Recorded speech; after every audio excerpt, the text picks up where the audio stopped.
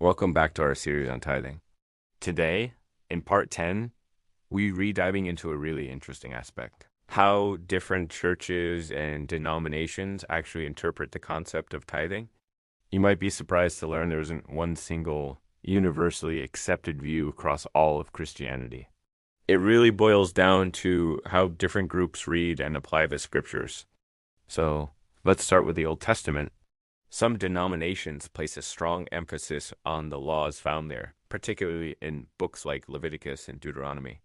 For them, the tithe, giving a tenth of your income, is seen as a continuing command, a divine principle for God's people in every era. It's a clear, straightforward standard for giving that honors God and supports the work of the church. This perspective values continuity with the traditions established in ancient Israel. On the other hand, many other denominations shift their focus primarily to the New Testament. They point out that Jesus and the apostles, like Paul, talk a lot more about the heart behind the giving rather than a specific percentage. Think of the famous verse in 2 Corinthians where Paul encouraged believers to give what they have decided in their hearts to give, not reluctantly or under compulsion, because God loves a cheerful giver.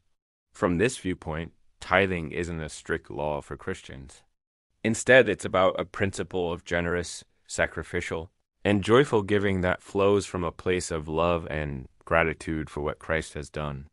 The emphasis is on the spirit of giving, not the letter of the law. For these groups, some people might give less than 10%, while others might feel called to give much more.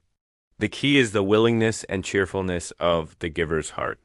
So you have these two main streams of thought. One is rooted in the Old Testament law, seeing the tithe as a timeless command. The other is rooted in the New Testament's emphasis on grace and voluntary giving from the heart. These different interpretations aren't just random. They reflect deeper theological perspectives on how the Old and New Testaments relate to each other and how Christians should live today. Understanding these variations is so important because it helps us have more gracious conversations about this topic. It shows that people can read the same Bible, love the same God, and still arrive at different conclusions on practices like tithing. It is a great reminder to approach this subject with humility and a desire to understand one another. Thanks for watching this part of our series.